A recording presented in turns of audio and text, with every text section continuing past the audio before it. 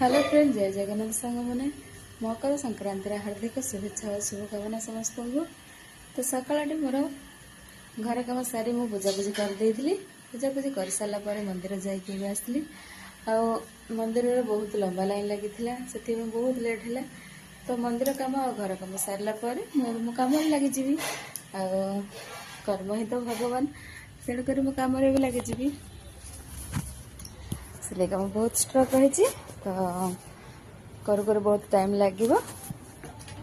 तो मुझे बसगली मो कम काली अधा कर रखी थी रात लेट हो गला रात 12 में काम बंद कर सोई। तो आज मुझे से सकाल कम आरंभ करने आपण मैंने सकाल कौन कर कमेंट मध्य निश्चय जनइबे।